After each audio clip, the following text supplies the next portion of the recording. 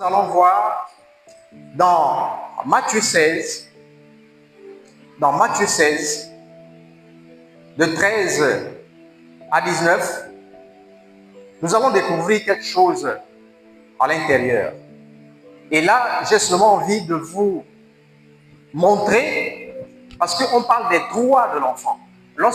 Les droits de l'enfant, des enfants et des fils. Ici, je vais vous montrer, en fait, c'est quoi un droit. Lorsqu'on dit que tu as le droit de, en fait, tu as l'autorisation, tu as le mandat. Dans certaines structures, on parle des personnes qui gèrent les ressources. C'est-à-dire qu'on l'a autorisé de faire la dépense. On lui fait confiance. Donc, avoir un droit, c'est avoir une autorisation. Mais de qui? En fait, de quelqu'un qui est un père. Et donc, nous allons regarder dans Matthieu 16, de 13 à 19, quels sont réellement les droits d'un fils. Et qu'est-ce qu'il a fait pour le mériter? Ici, on dit que c'est Jésus-Christ qui était avec ses enfants. Et il va demander à ses enfants, vous qui allez dehors, qu'est-ce qu'on dit que je suis? Ils vont donner tous les noms. Et ensuite, il va leur demander, mais vous qui êtes avec moi, vous à qui j'ai transmis un enseignement, qu'est-ce que vous dites que je suis? Tout le monde a certainement parlé, mais il y a un seul qui a dit, tu es le Fils de Dieu très haut. Mais écoutez la réponse de Jésus. Il va dire, c'est vrai qu'il va dire que je vais te donner les clés du royaume. Il va dire que ce n'est pas le sang qui te fait dire cela, mais c'est mon Père qui te l'a révélé. Mais il y a quelque chose qui est très important à l'intérieur.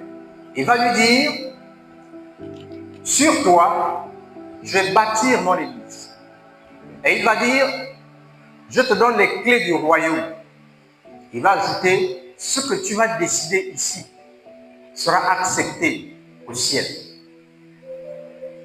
En fait, lorsque tu es fils, tu as certains avantages, certains privilèges qui te sont accordés. Mais à l'une condition, que tu aies compris la vision. Ici, Pierre n'a pas parlé comme tout le monde. Pierre s'est démarqué. Et pour Jésus, il a trouvé Jésus. Et beaucoup de personnes, beaucoup de leaders, beaucoup de pères attendent beaucoup de ces personnes-là. Chaque père, chaque mère, chaque leader veut avoir à sa succession, en fait, un fils. Un fils qui a compris. Et dans la suite, on dit que lorsque Pierre a intervenu pour la première fois, il a fait des grandes choses. En fait, il avait l'esprit du Père. Il avait l'esprit du Créateur. Et Jésus-Christ l'a dit, ce que tu vas décider ici sera décidé, sera approuvé dans les lieux célestes. Pourquoi est-il important d'être fils? Parce qu'un fils, il utilise ce héritage pour, on va dire, pour le bien de la communauté. Alors qu'un enfant, nous allons le découvrir, il ne le fait pas. Il ne le fait pas. Et nous allons voir dans Actes